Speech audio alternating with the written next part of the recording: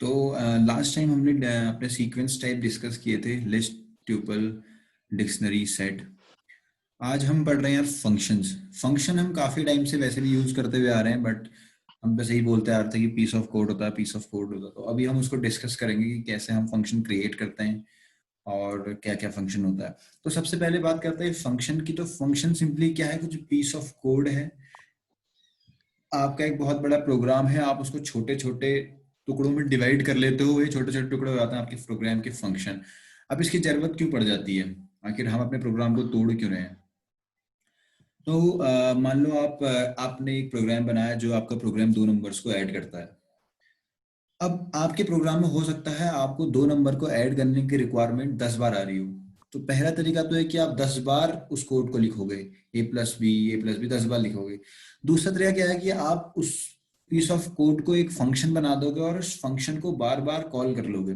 तो आप इससे क्या कर पा रहे हो, रीयूजेबिलिटी। एक ही चीज को बार बार न लिख के आप उसी चीज को एक फंक्शन बना के उसे बार बार रीयूज कर पा रहे हो। इससे आपका प्रोग्राम में मेमोरी भी सेव रह रही है और भी चीजें, क्योंकि अगर आप प्रोग्राम में उतने नंबर्स ऑफ लाइन बढ़ा दोगे तो आपके नंबर्स ऑफ लाइन भी बढ़ जाएंगे साथ साथ, ठीक है जी। तो इसलिए हम फंक्शन बनाते हैं। अब फंक्शन भी दो टाइप के होते हैं। हो सकता है कि फंक्शन आपने बनाया हो, मैंने बनाया हो, जो मतलब हम लोग बना रहे, जो डेवलपर बना रहा है अपने प्रोजेक्ट के अकॉर्डिंग, जो सिर्फ मेरे प्रोजेक्ट तक ही काम कर रहे हैं। फॉर एग्जाम्पल मैंने कोई फंक्शन बनाया और आगे नीरज भाई ने भी एक फंक्शन बनाया। तो नीरज भाई का फंक्शन नीरज भाई के कंप्यूटर में चलेगा और मेरा फंक्शन मेरे कंप्यूटर में चलेगा। तो ऐसे फंक्शन जो सिर्फ मैं बना रहा हूँ अपने प्रोजेक्ट के रिक्वायरमेंट के हिसाब से, उनको हम बोलते हैं यूजर डिफाइंड फंक्शन। और ऐसे फंक्शन जो हमें पाइथन डेवलपर ने जिसने डेवलप करी, जिन लोगों को जो टीम डेवलप करके दे रही है, उन्हें बोलते हैं बुल्ट इन फंक्शन। अब एक छोटा सा क्वेश्चन यहाँ पे ये होता है कि यार बुल्ट इन फंक्शन हमारे भी तो हो सकते हैं। बिल्कुल हो सकते हैं। अगर आपको लगता है किसी जगह पे कि कोई चीज आप मॉडिफाई कर सकते हो पाइथन के अंदर, कहीं पे आपको लगता है कोई फंक्शन ऐड होना चाहिए और आप उसका कोड जानते हो या कर सकते हो, वो कोई भी मतलब आपका कोई भी मतलब ऐसा इशू हो सकता है, तो आप उसका फंक्शन बना के, पाइथन क्या है, ओपन सोर्स है तो इनका कोड कहीं ना कहीं मिल जाता है, इसका कोड गिटहब पे अवेलेबल है। तो आप वहां पे जाओगे, इसके सोर्स कोड को डाउनलोड करोगे, अपना फंक्शन बनाओगे, सोर्स कोड में ऐड करोगे और एक पीआर रेज करोगे। पाइथन डेवलपर्स उसे देखेंगे, आपके जो भी आपने बनाया उसको समझेंगे। अगर आपकी बात उन्हें अच्छी लगेगी तो आपके फंक्शन को पाइथन की नेक्स्ट रिलीज में ऐड किया जाएगा।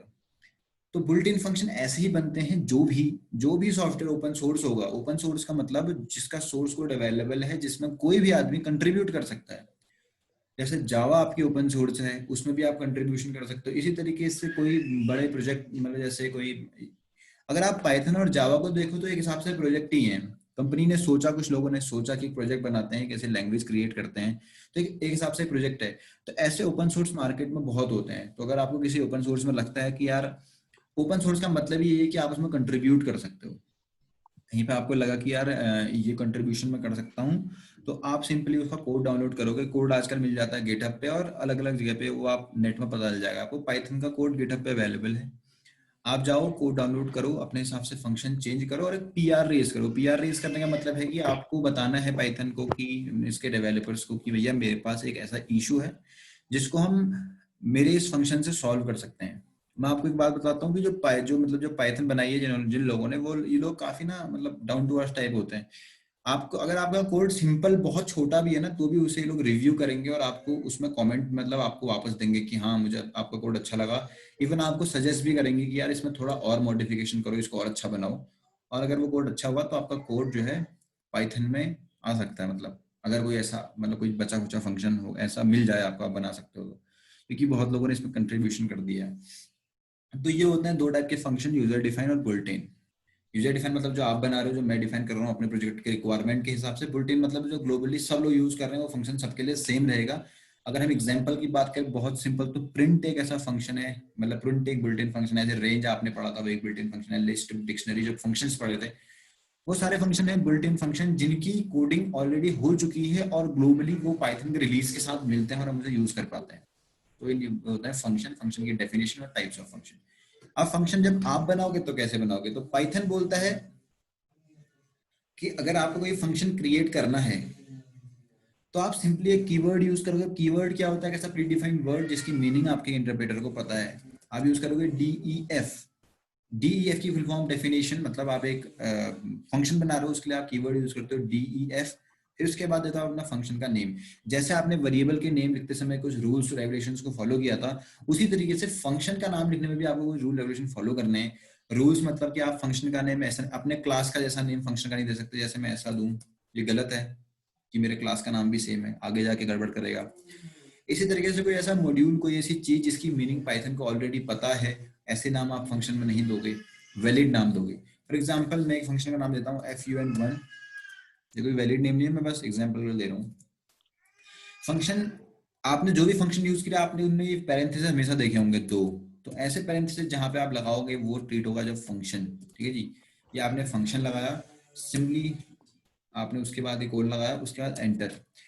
जैसे आपने फॉर ब्लॉक, इफ ब्लॉक, सब ब्लॉकों में आपने देखा था कि हम क्या यूज करते हैं, इंडेंटेशन, कुछ नंबर्स ऑफ लाइन, कुछ स्पेसेस, एक टैब यूज करते हैं ये बताने के लिए पाइथन को कि जो नंबर्स ऑफ लाइन हम लिखने वाले हैं ये इस पर्टिकुलर ब्लॉक की हैं।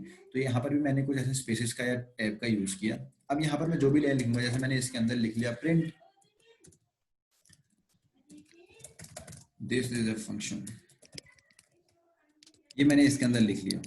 अब इसे कॉल कैसे करेंगे? कॉल करने का सिंपल तरीका, आप सिंपल बस fun उस फंक्शन का नेम लिखोगे, ये कॉल हो जाएगा। अब आपने अगर कोई और लैंग्वेज पढ़ी है तो वहां पे आपने एक मेन फंक्शन पढ़ा होगा जहां से मतलब प्रोग्राम स्टार्ट होता है, पाइथन में भी होता है मेन, हम आगे जाके पढ़ेंगे जब हम ऑब्जेक्ट ओरिएंटेड पढ़ेंगे तब मेन पढ़ेंगे। अभी आप अगर ऐसा भी लिख देंगे तो ये कोड रन हो जाएगा। ये फंक्शन डायरेक्ट, सबसे पहले कोड यहाँ से चलेगा, ऊपर से नहीं, फंक्शन से चलेगा। तो सबसे fun1 सबसे पहले कॉल होगा, पाइथन देखेगा कि यार ये तो एक फंक्शन है, तो डायरेक्टली इसको कॉल करेगा और हमारा प्रिंट हो जाएगा दिस इज अ फंक्शन। इसे आप रन करोगे तो ये प्रिंट करेगा दिस इज अ फंक्शन। अब जहां पे हम इसे कॉल कर रहे हैं इसको हम बोलते हैं फंक्शन कॉल, और जो भी इसके अंदर मैंने लिखा है इस फंक्शन के अंदर इसे बोलते हैं फंक्शन की डेफिनेशन, मतलब फंक्शन क्या करने वाला है। तो जब भी मैं प्रिंट फंक्शन या और फंक्शंस की बात करता था तो प्रिंट फंक्शन को हम जब भी कॉल करते थे ऑटोमेटिकली वो रन हो जाता था और ऑटोमेटिकली कुछ काम हो जाता था। जैसे मैंने प्रिंट फंक्शन लिखा, इसके अंदर मैं कुछ भी लिख रहा हूँ तो ये ऑटोमेटिकली यहाँ मुझे शो कर रहा है। क्यों? क्योंकि प्रिंट फंक्शन की डेफिनेशन कहीं ना कहीं पे दे रखी है। उसको मैं कभी दिखाऊंगा तो मैं एक आध लेक्चर्स के बाद प्रिंट फंक्शन की कैसे मतलब कोडिंग की गई है। तो प्रिंट फंक्शन की भी किसी ने कोड करे हैं, किसी ने, जैसे मैंने ये फंक्शन बनाया ऐसे ही किसी ने प्रिंट फंक्शन बनाया होगा DEF प्रिंट करके, और उसके अंदर कुछ कोड लिखा होगा कि अगर उसके अंदर कोई कुछ आता है तो वो प्रिंट करके दे उसे। अच्छा, दो चीजें हमने पढ़ ली कि ये होता है फंक्शन कॉल जहां से हम फंक्शन को कर रहे हैं कॉल, और ये हो गया फंक्शन की डेफिनेशन जो उसके अंदर लिखा है, जो मैं उसकी डेफिनेशन दे रहा हूँ। अच्छा, अब जब आप फंक्शन में कुछ चीज पास करते हो, जैसे मैं क्या कर रहा था, प्रिंट फंक्शन में लिख रहा था लेकिन फंक्शन के अंदर इस ब्रैकेट के अंदर मैं कुछ चीज लिख भी रहा हूँ, तो जो भी मैं इसके अंदर लिखता हूँ उसे हम बोलते हैं आर्ग्यूमेंट। अब जैसे एक सिंपल फंक्शन बनाते हैं दो नंबर्स को ऐड करने के लिए, मैंने फंक्शन बनाने के लिए सबसे पहले क्या बोला, DEF यूज करेंगे। मैंने एक फंक्शन नेम बनाया सम ऑलरेडी एक फंक्शन होता है तो सम मत बनाना, इसको नेम कुछ ऐड रख देते हैं ऐड, क्योंकि सम ऑलरेडी पाइथन में फंक्शन होता है। आप बनाओगे तो दिक्कत तो नहीं आएगी, बट ऐसा मत बनाना कि कहीं आप कहीं पे आगे सम को यूज करोगे तो आपका प्रोग्राम हो सकता है अभी कुछ प्रॉब्लम दे दे।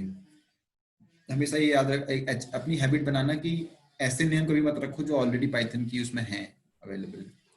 मैंने लिखा ऐड एक फंक्शन ना, यहाँ पर मैंने कुछ कहा मैं कोडिंग करूंगा और यहाँ पे मैं इसको कहीं कॉल कर रहा हूँ जाके, ऐड फंक्शन को मैं यहाँ कॉल कर रहा हूँ। अब ये एरर दे रहा है क्योंकि मैंने कुछ फंक्शन की डेफिनेशन नहीं दी है, तो पाइथन में आपको डेफिनेशन देनी जरूरी है। अच्छा, अगर आप इसको ऐसे कर दो तो यार देखो, मैंने आपको एक पास बताया था जिस टाइम में हमने लूप पढ़े थे, लूप, उस टाइम पे कंटिन्यू ब्रेक के साथ एक पास बताया था। तो पास की यहाँ पे भी आपने एग्जांपल देखा, जब आप फंक्शन बना रहे हो आप ऐसे ब्लैंक नहीं छोड़ सकते, लेकिन हमने एक पास टाइप का कीवर्ड पढ़ा था कि जिससे हम बताइए समझ रहे थे कि अगर हम पास लिख दें कहीं पे तो वो उसको पास कर देता है, मतलब हमारी रिक्वायरमेंट को भी फुलफिल कर देता है और हमारा कुछ काम भी नहीं होता। देखो अब आपने यहाँ पे पास लिखा, आपकी रिक्वायरमेंट फुलफिल होगी, फंक्शन बन गया, लेकिन आपने कुछ उसके अंदर कोड भी नहीं किया।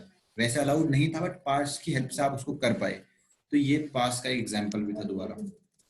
अच्छा, अब मैं यहाँ पे चाह रहा हूँ कि दो नंबर्स ऐड हो जाएं, ठीक है जी।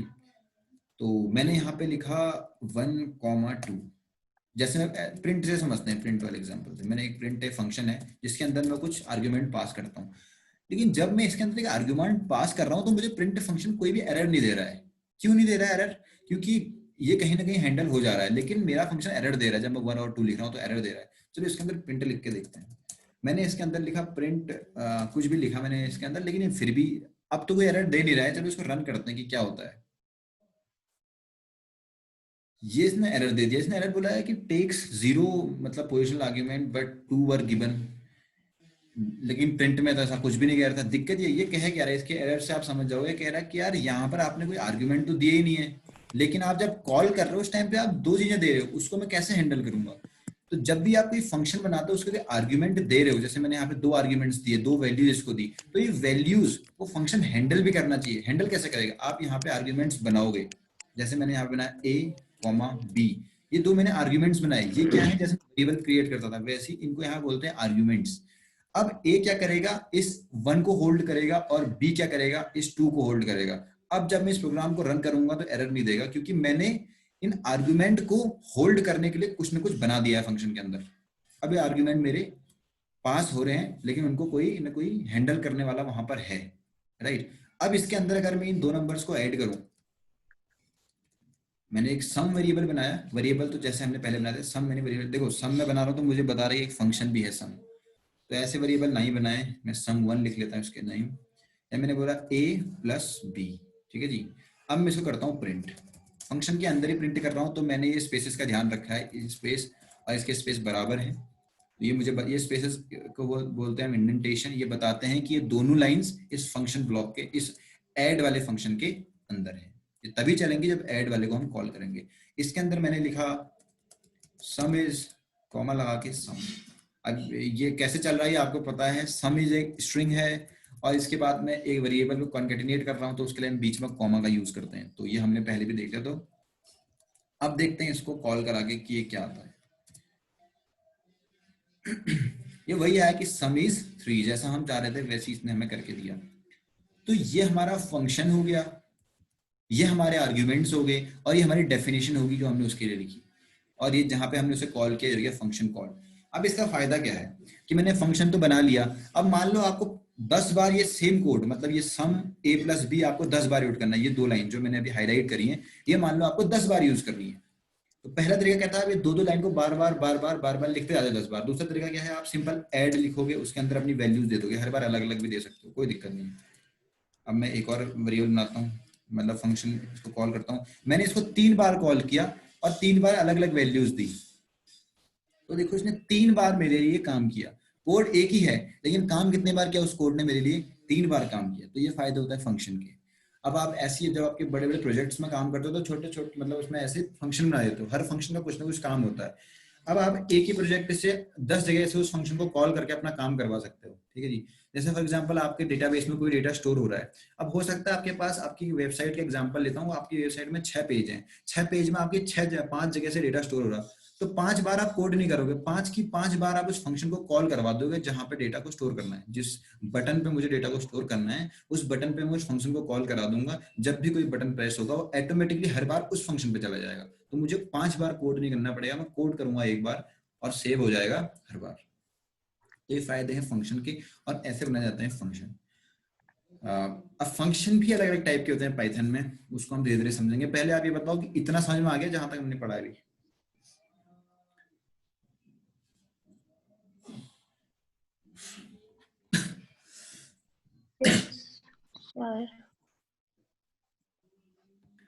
ओके,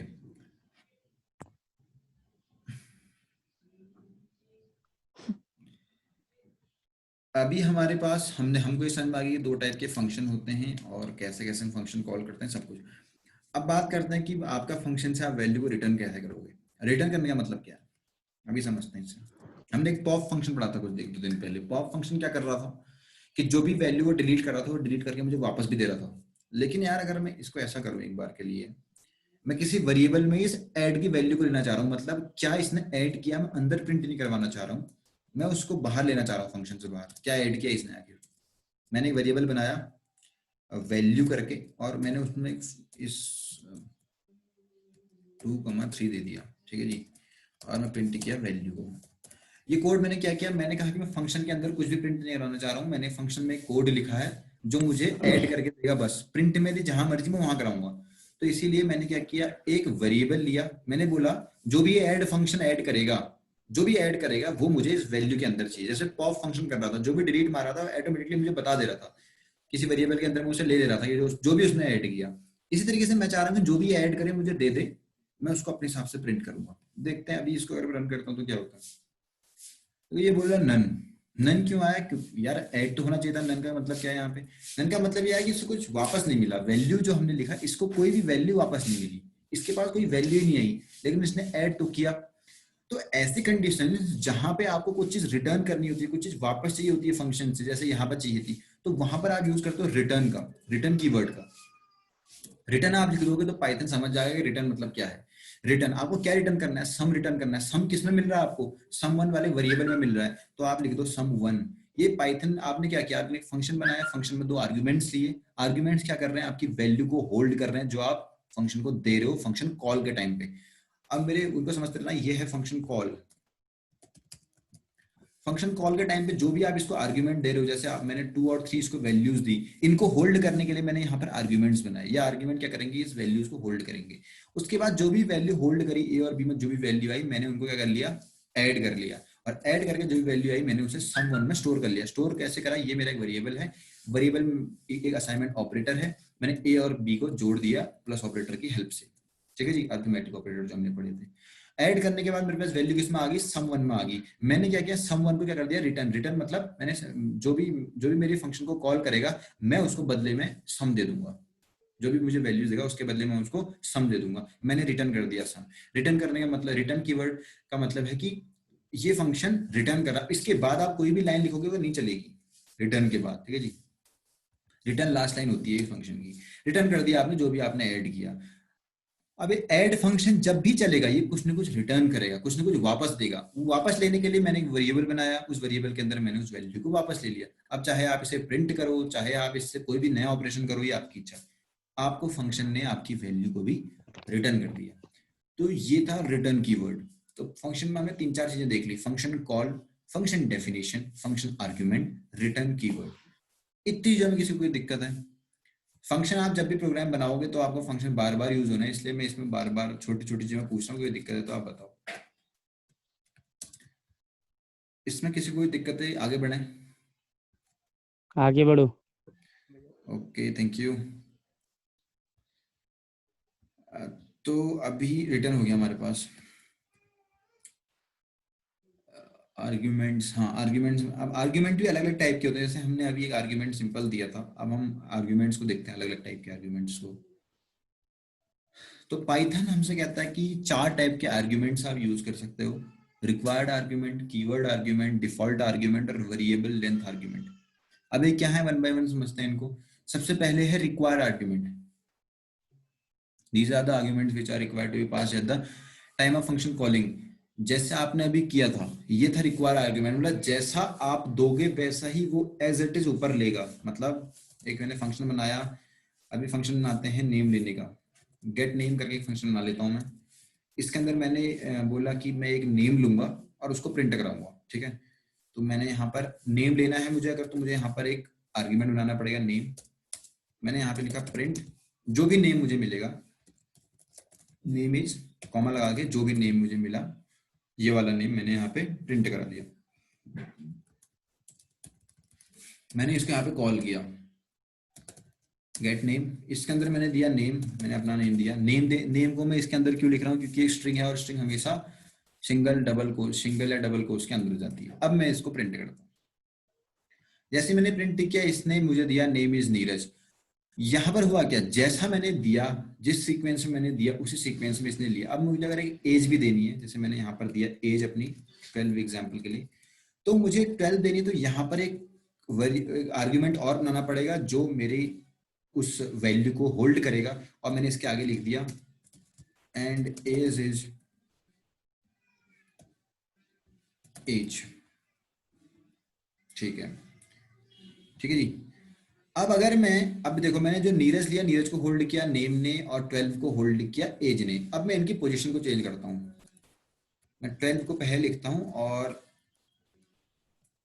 नीरज को बाद में लिखता हूं। अब देखते हैं आउटपुट क्या आता है।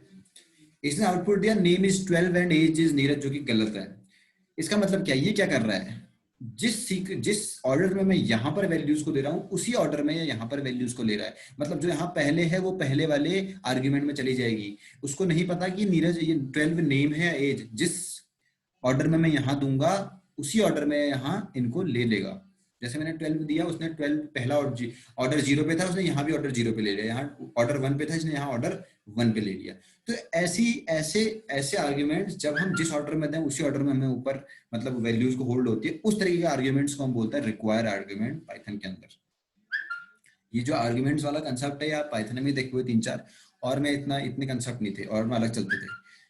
तो रिक्वायर आर्ग्यूमेंट क्या हो गया, जैसे आप चीजों को, जैसे आप मतलब फंक्शन कॉल के टाइम पे जो चीज लिख रहे हो वही आपकी आर्ग्यूमेंट्स का ऑर्डर ऊपर होना चाहिए, पहला। दूसरा होता है कीवर्ड आर्ग्यूमेंट। मतलब जैसे मैं यहाँ पे चाह रहा था यार कि मैं रैंडमली कुछ भी दूं लेकिन ऊपर जो है वैल्यू ठीक रहे। ठीक है, ऐसा कैसे करेंगे, इसको सिंपल समझते हैं। मैंने कहा यार एक नेम लेते हैं नीरज, जो ABC ले लेते हैं और इसकी एज ले लेते हैं 34। ठीक है जी। अब मैंने कहा कि मैं फिक्स नहीं करना चाहता हूँ कि किस तरीके से मैं आर्ग्यूमेंट दूंगा। मतलब जो ये ऑर्डर है ये फिक्स नहीं है, मतलब किसी भी रैंडमली दे सकता हूँ मैं कुछ भी, लेकिन जो फंक्शन है वो मेरा जैसा मैंने सोचा है वैसे ही लेना चाहिए। मैं चाहे किसी भी ऑर्डर में नीचे दूं, से किसी भी ऑर्डर में फंक्शन कॉल करूं, जो मेरा फंक्शन है वो जिस ऑर्डर में मुझे चाहिए उसी ऑर्डर में वैल्यूज को ले। अब मैंने यहाँ पर बोला age equals to 12, name equals to तुम्हारा जो भी था ये नेम करके, इसका नेम बदल देता हूँ मैं, नेम 1 कर देता हूँ इसका नेम 1। ठीक है, अब देखते हैं क्या होता है।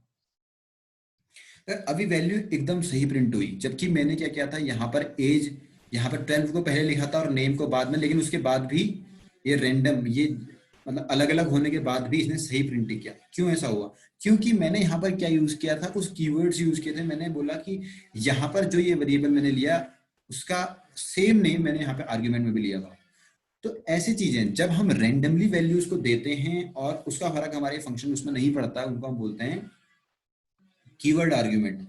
हमने क्या किया, यहाँ पर कुछ वेरिएबल डिफाइन किए और हमने उस सेम नेम फंक्शन आर्ग्यूमेंट में भी दिए। तो इस तरीके से हम रैंडमली वैल्यूज को पास कर सकते हैं और अपना डिजायर आउटपुट ले सकते हैं। तो ये 2 तरीके थे। ठीक हो गया कि आप चाहे जैसे कि ना अगर यहाँ हमने वेरिएबल डिफाइन नहीं की, जैसे कि हमने यहाँ डायरेक्ट मतलब नेम 1 और एज कर दिया, फिर क्या होगा? कोई दिक्कत नहीं, आप ऐसे कर लो, ऐसे कर लो आप। वो तो मैंने सहूलियत के लिए किया था, मतलब आप ऐसे कर लो, कोई इशू नहीं है उसमें। आप मैं वेरिएबल थोड़े कम बनाता हूँ ना, तो मैंने वेरिएबल बना के दिखा दिया था। आपके जैसे मर्जी आप करो, मतलब आपकी ये चीज सेम होनी चाहिए जो आपने यहाँ पे डिफाइन किया है और ये आर्ग्यूमेंट डिफाइन की, ये दोनों चीजें आपकी सेम होनी चाहिए, नेम इनके मतलब। तो जिस ऑर्डर में आप यहाँ नेम लिख दोगे फिर उसी ऑर्डर में वो आपका फंक्शन को कॉल कराएगा। मतलब अब आपकी यारी डिपेंडेंसी खत्म होगी, फंक्शन कॉल के टाइम की डिपेंडेंसी खत्म होगी आपकी। जो पहले आपके रिक्वायर आर्ग्यूमेंट में आपकी थी वो वाली डिपेंडेंसी आपकी खत्म होगी। तो 2 टाइप के हो गए हमारे पास, रिक्वायर आर्ग्यूमेंट जहां पर हम अपने ऑर्डर का ध्यान रखते हैं, एग्जैक्ट मैच देखते हैं कि फंक्शन कॉल के टाइम पे और जब हमारा फंक्शन, जहां पर जो फंक्शन हमने बनाया उनके आर्ग्यूमेंट क्या होने चाहिए, सेम। कीवर्ड आर्ग्यूमेंट में क्या है, हम रैंडमली भी पास करा सकते हैं। शर्त क्या है कि जो मैंने आर्ग्यूमेंट का नेम लिया है और जो मैं कॉल कराते समय जो नेम ले रहा हूँ वो क्या होना चाहिए, सेम होना चाहिए। 2 चीजें होंगी। अब आता है डिफॉल्ट आर्ग्यूमेंट। अब यार रिक्वायरमेंट बड़ी अलग अलग टाइप की हो सकती है। मान लो आप एक सर्कल का कुछ वो निकाल रहे हो, क्या होता है वो पायर स्क्वायर जो भी होता है वो निकाल रहे हो, एरिया निकाल रहे हो। अब उसमें कुछ चीजें फिक्स हैं, उसको आपको बार बार लेने की जरूरत नहीं है। तो आपने क्या किया, एक एग्जांपल के लिए बना देते हैं कि आपका एक मान लो कि आप 5th क्लास के बच्चों का नेम प्रिंट करा रहे हो। 5th क्लास के बच्चों का नेम प्रिंट करा रहे हो तो क्लास सबकी आपको पता है कि सबकी क्लास क्या है, 5 है। तो आपको बार बार क्लास लेने की जरूरत नहीं है। आपने क्या किया, अभी चलो यूजर इनपुट भी सिखाता हूँ, इसके बाद और अच्छे हो जाएंगे। आपने एक नेम लिया जिसमें यूजर नेम देगा, उसने कहा नीरज, और आपने कहा अपनी एज भी दे दो आप मुझे कितनी है। मैंने कहा मेरी एज है 45 और ठीक है, और आपको चलो 5 से पढ़ने वाले बच्चे की एज इतनी कहाँ होगी, इसकी एज है 12 एग्जाम्पल के लिए। ठीक है जी। अब आपने एक फंक्शन बनाया इसके लिए, फंक्शन आपने बनाया प्रिंट नेम आपने एक फंक्शन बनाया जो क्या करेगा, जो फंक्शन क्या करेगा, नेम प्रिंट करेगा। ठीक है, आपने एक फंक्शन बनाया, मैं फंक्शन बनाता हूँ यहाँ पे def प्रिंट नेम, ये मैंने एक फंक्शन बनाया। अब ये फंक्शन क्या कर रहा है, नेम लेगा, एज लेगा और क्लास लेगा और उसको प्रिंट करेगा कि बंदे का नेम ये है, एज ये है और इस क्लास में पढ़ता है। ठीक है जी, मैंने यहाँ पे एक नेम लिया, पहला अपना आर्ग्यूमेंट, दूसरा मैंने एज लिया, तीसरा क्लास। अब क्लास क्या है, मैं 5th के क्लास के बच्चों की बात कर रहा हूँ, तो ऑब्वियसली क्लास सबकी 50 होनी है, तो उसमें कोई डिफरेंस तो होना नहीं है, तो मैंने यहाँ पर एक बनाया।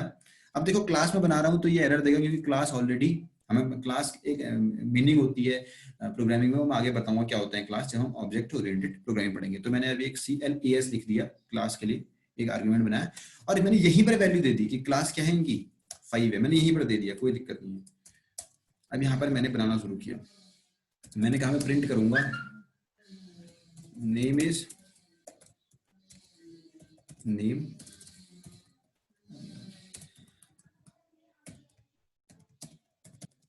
As is age and class is. ठीक है जी, अब प्रिंट नेम जो फंक्शन बनाया मैं इसमें पास कर देता हूं नेम एंड एज। ठीक है, मैंने क्या किया, हर बच्चे से उसका नाम पूछा, उसकी एज पूछी और उसको प्रिंट नेम वाले फंक्शन, प्रिंट नेम वाला फंक्शन क्या कर रहा है, मेरा खाली प्रिंट कर रहा है उसके नेम को, उसकी एज को और उसकी क्लास को। अब मुझे पता है कि मैं 50 के बच्चों की डिटेल ले रहा हूँ, तो सबकी क्लास तो 50 होनी है, तो मैंने क्या किया, सिर्फ उनसे नेम पूछा और उनसे एज पूछा और उसको मैंने इस फंक्शन में पास करा दिया। मैंने एक क्लास जो मुझे चाहिए थी वो मैंने यहीं पे डिफाइन करी, फंक्शन के अंदर ही आर्ग्यूमेंट वही डिफाइन किया। अब मैं इसको प्रिंट करता हूँ, तो देखो ये काम सही का सही कर रहा है। तो ऐसे आर्ग्यूमेंट्स को हम बोलते हैं डिफॉल्ट आर्ग्यूमेंट, जो आपने लिए ही नहीं, आपने उसी टाइम डिफाइन किया और अपना काम कर लिया। क्योंकि क्लास यहाँ पे क्या थी, 5th क्या थी, फिक्स थी, अब मैं बार बार लेता तो वो भी कोई वो नहीं था, तो मैंने वहीं पर डिफाइन किया, वहीं से उसका काम, अपना काम कर लिया। ठीक है जी। अच्छा, एक टाइप और बचा, उससे पहले मैं आपको बताता हूँ यूजर से इनपुट कैसे लेते हैं पाइथन में। जैसे मान लो अच्छा, हमने 2-3 डिफरेंस पढ़े थे, पहले डिफरेंस थोड़ा सा रिवाइज वापस कर लेते हैं। हम कौन सा पाइथन पढ़ रहे हैं, पाइथन 3 पढ़ रहे हैं। इससे पहले कौन सी पाइथन चलती थी, पाइथन 2। पाइथन 2 और 3 में कुछ डिफरेंसेस थे। पहला डिफरेंस हमने पढ़ा था फ्लोर डिवीजन, जब हमने पढ़ा था डिवाइड वाला ऑपरेटर वहां पे, वो पहला डिफरेंस था। दूसरा डिफरेंस क्या था हमारे पास, और कोई डिफरेंस पढ़ा था हमने, अच्छा और कोई डिफरेंस मैंने नहीं पढ़ा अभी तक। दूसरा डिफरेंस एक ये है कि हाँ, दूसरा डिफरेंस हमने पढ़ा था प्रिंट। प्रिंट पाइथन 3 में है एक फंक्शन और पाइथन 2 में प्रिंट होता है एक स्टेटमेंट, दो डिफरेंस। तीसरा डिफरेंस एक हम यहाँ पे पढ़ेंगे कि जब हम पाइथन में यूजर से इनपुट लेते हैं तो उसके लिए हम यूज करते हैं इनपुट फंक्शन का यूज, इनपुट फंक्शन यूज करते हैं। इनपुट फंक्शन बोल रहा हूँ मतलब इसकी डेफिनेशन ऑलरेडी किसी ने दे दी है। क्योंकि ये फंक्शन मैं नहीं बना रहा हूं, इसका मतलब ये कौन सा फंक्शन है, प्री डिफाइंड फंक्शन है। तो पाइथन में हम यूज करते हैं इनपुट फंक्शन पाइथन 3 में, और पाइथन 2 में यूज होता था रॉ इनपुट फंक्शन। तो रॉ इनपुट फंक्शन यूज होता था पाइथन 2 में, और पाइथन 3 में हम यूज करते हैं इनपुट फंक्शन। तो ये तीसरा डिफरेंस है पाइथन 2 और पाइथन 3 का। विथ टाइम और भी आते रहेंगे। तो चलो मैं अभी यूजर से उसका नेम पूछता हूँ और नेम को प्रिंट करता हूँ यूजर से पूछ के। मैंने कहा प्रिंट, अगर आपको कंसोल में कुछ भी दिखाना है तो आप यूज करते हो प्रिंट फंक्शन। ठीक है, मैंने कहा एंटर योर नेम। अब यूजर नेम प्रिंट करे, नेम अपना एंटर करेगा। सबसे पहले हमने वेरिएबल में क्या सीखा था, अगर मुझे कोई भी चीज के साथ कोई ऑपरेशन परफॉर्म करना है तो सबसे पहले मुझे उसे स्टोर करना पड़ेगा। स्टोर करने के लिए मैं क्या बनाता हूँ, वेरिएबल बनाता हूँ। मैंने एक वेरिएबल बनाया नेम, इसमें मैंने कहा वैल्यू स्टोर करूंगा। अगर मुझे यूजर से कोई भी वैल्यू लेनी है तो मैं यूज करता हूँ इनपुट फंक्शन का, इनपुट फंक्शन का। अब आप इनपुट लिख दोगे तो जो आप जब अब यहाँ पर आपका कंसोल में आउटपुट आएगा तो वेट करेगा यूजर से कुछ पूछने का। ठीक है जी, और आपने यहाँ पर प्रिंट कर दिया नहीं। अब देखते हैं वैसा ही काम करता है नहीं करता। इसने पूछा एंटर योर नेम, मैं यहाँ पे कुछ लिख पा रहा हूँ नहीं देखता हूँ, लिखने का मौका मुझे दिया। ये मैं क्यों लिख पा रहा हूँ, क्योंकि एंटर योर नेम मेरी चली पहली लाइन, फिर आया दूसरी लाइन पे जहां पे मेरा एक इनपुट फंक्शन है। इनपुट फंक्शन क्या करता है, हमें फैसिलिटी देता है कि यूजर से, कि यूजर कुछ लिख पाए, तो मुझे उसने एक चांस दिया लिखने का, मैंने लिखा नीरज। अब तीसरी लाइन क्या है, प्रिंट नेम। जैसे ही मैं यहाँ पे एंटर मारूंगा तो वैसे ही ये मुझे प्रिंट करेगा नीरज। ठीक है जी। अब जो काम आपने इतना लंबा किया, इस काम का वैसे भी कर सकते थे आप, ये वाली लाइन को प्रिंट इनपुट के अंदर भी लिख सकते थे। अभी ऐसे ही चलता है मेरे ख्याल से, देख लेते हैं कैसे चलता है यूजर। अभी इसको आप ऐसे भी कर सकते थे, ये आपने किया तो मैंने एंटर पहले ही मार दिया तो उसने कोई भी मुझे प्रिंट करके नहीं दिया। दोबारा रन करा के देख लेते हैं, नेम मैंने लिखा, कुछ भी नेम लिखा, एंटर, तो उसने मुझे नेम दे दिया, ये रहा। अब यहाँ पे नेक्स्ट लाइन में क्यों नहीं गया? क्योंकि इनपुट वाला जो था मैंने इनपुट के अंदर ही पूछा था, उससे पहले मैंने प्रिंट के अंदर पूछा था। तो प्रिंट क्या करता है, जैसे ही प्रिंट फंक्शन अपना काम कर लेता है तुरंत कर्सर को नेक्स्ट लाइन में भेज देता है। यहाँ पर उसने क्यों नहीं भेजा? क्योंकि मैं इनपुट फंक्शन के अंदर अपना काम कर रहा था। अच्छा, ये होगी एक चीज। अगर आपको प्रिंट ऐसा बनाना है कि वो नेक्स्ट लाइन में ना जाए, उसी लाइन में रहे, तो आप कैसे बनाओगे? आप प्रिंट लिखोगे एंटर योर नेम। अब आप चाहते हो कि नेम वहीं पे प्रिंट करे यूजर, नेक्स्ट लाइन में ना जाए, तो आप यहाँ पे क्या लिखोगे? एंड इक्वल्स टू कुछ भी नहीं, मतलब जो एंड होगा इस लाइन का वो एंड सिंपल एक स्पेस से होना चाहिए या फिर कुछ नहीं होना चाहिए। अगर आप एंड लिखोगे तो प्रिंट फंक्शन क्या समझेगा कि मुझे एंड करना है न्यू लाइन, मतलब इस लाइन को एंड कर देना है यहीं पे। अब आप बता रहे हो कि एंड आपको न्यू लाइन से नहीं करना, आपको यहीं पे छोड़ देना है इसको, एक स्पेस दे दो, एक कॉमा दे दो, या फिर कुछ मत दो, आप यहीं पे छोड़ देना इसको, कर्सर वहीं पे छूटेगा। अब मैं फिर से सेम चीज करता हूँ, नेम इक्वल्स टू इनपुट, एक फंक्शन होता है जो प्रोवाइड करता है, एक फैसिलिटी देता है हमें कि आप यूजर से, मतलब जो भी यूजर से आप लेना चाहते हैं वो ले लीजिए। इनपुट मैंने बोला और मैंने प्रिंट कर दिया योर नेम इज नेम, जो भी इसने नेम। अब इसने पूछा एंटर योर नेम, अब देखते हैं कहाँ पे लिखता है ये देखो, ये नेक्स्ट लाइन में नहीं गया, इसने मुझे यहीं पे चांस दिया लिखने का, मैंने यहीं पे उसी लाइन में लिखा। अब जब मैं एंटर मारूंगा तो नेक्स्ट लाइन में मेरे को मेरा आउटपुट दे देगा। तो ये था यूजर से इनपुट लेने का तरीका। अगर आप कोई इंटीजर ले रहे हैं, अब पाइथन क्या कहता है यार, जो भी वो वैल्यू लेता है वो स्ट्रिंग में ले रहा है, आप उसको कन्वर्ट करोगे जो भी जैसा भी डेटा आपको चाहिए। अब इसके फायदे और अपने घाटे हैं, मैं तो वो भी समझा दूंगा।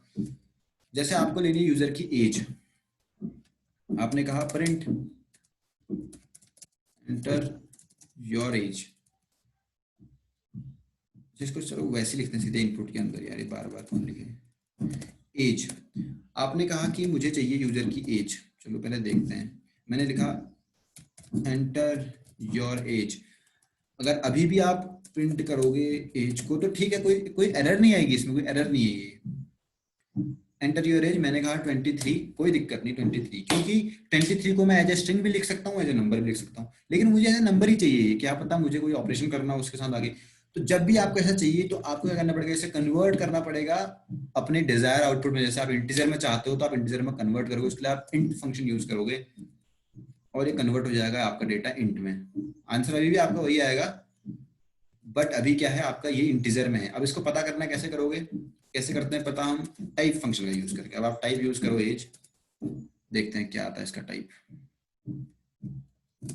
देखो टाइप आया इसका इंट। अगर मैं ये इंट फंक्शन यहाँ पे यूज ना करूं तो इसका टाइप क्या आएगा,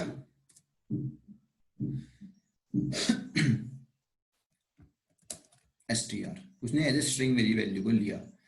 तो इस तरीके से आप जैसा भी आपको इनपुट चाहिए वैसे अब मान लो आपको ये वैल्यू फ्लोट में चाहिए, जैसे वो अपनी परसेंटेज आपको बता रहा है, मेरी परसेंटेज 32.333 आई, तो ये इंटीजर नहीं है, क्या है, फ्लोट वैल्यू। तो आप इसमें किस में कन्वर्ट करोगे, उसको उस फ्लोट में कन्वर्ट करोगे। अब एक फंक्शन बनाते हैं हम, फंक्शन क्या करेगा, ऐड करेगा, मतलब यूजर से नेम पूछेगा, उससे 2 वैल्यूज पूछेगा और उसको ऐड करेगा। ऐसा एक फंक्शन बनाते हैं और सारा कुछ पूछेगा यूजर से। मैंने कहा प्रिंट एंटर योर नेम, यार इसमें पहले मैंने एक वेरिएबल बनाया नेम, मैंने कहा इनपुट एंटर योर नेम, फिर मैंने एक और वेरिएबल बनाया एज, मैंने कहा इनपुट। अच्छा, जैसे ये स्क्रीन अभी जैसे ये मतलब ये सेशन डिस्कनेक्ट हो जाए 2 मिनट बाद, तो आप फिर कनेक्ट कर लेना, लिंक सेम रहेगा क्योंकि इसका टाइम खत्म होने वाला है। एंटर योर एज, पहले सबसे पहले वो नेम पूछेगा, फिर उसकी एज पूछेगा और उसके बाद उसकी पूछेगा class, CLAS equals to input enter your class. ठीक है जी, 3 चीजें उसको पूछेगा और 3 चीजें पूछने के बाद एक फंक्शन में बनाता हूँ यहाँ पे, फंक्शन DEF, ये इसे प्रिंट करेगा। मैं इसको बनाता हूँ प्रिंट डिटेल करके फंक्शन बना देता हूँ, जो लेगा उसका नेम, उसकी एज, उसका क्लास और इसको प्रिंट करेगा। Printer user name is user name is, चलो अभी इसको ऐसे करते हैं, user name is format method का यूज करते हैं प्रिंट करने के लिए, कुछ रिवाइज भी हो जाएगी। User name is format method use करने के लिए मैं कर्ली ब्रेसेस यूज करता हूँ। एज इज मैंने एक फिर से यूज किया, एंड क्लास इज मैंने फिर से ही किया। फॉर्मेट मेथड कैसे यूज करते हैं, इसके बाद यूज करते हैं डॉट और लिखते हैं फॉर्मेट। इसके अंदर हम दे देते हैं सीक्वेंस में, जिस भी सीक्वेंस में प्रिंट कराना है, ये है 0, ये है 1, ये है 2। मुझे इन कर्ली ब्रेसेस की जगह पे रिप्लेस करना है अपनी जो भी वैल्यू मुझे यूजर से मिली है। तो सबसे पहली कर्ली ब्रेसेस की जगह पे मैं रिप्लेस कराना चाहता हूँ नेम से, तो मैंने यहाँ पे लिखा नेम। फिर मैं रिप्लेस कराना चाहता हूँ दूसरे कर्ली ब्रेसेस को एज से, तो मैंने लिखा एज। तीसरे कर्ली ब्रेसेस को मैं रिप्लेस कराना चाहता हूँ क्लास से, तो मैंने यहाँ पे लिखा क्लास। तीनों वेरिएबल मैंने लिख दिए। अब मैं इस फंक्शन को कॉल करता हूँ। इस फंक्शन का नाम है मेरा प्रिंट डिटेल। प्रिंट डिटेल, इसके अंदर मैंने सबसे पहले नेम दे दिया, फिर एज दे दिया, फिर क्लास दे दिया। अब इसको प्रिंट करते हैं। सबसे पहले इसने मुझसे पूछा एंटर योर नेम, मैंने कहा ABC। एंटर योर एज, मैंने कहा 34।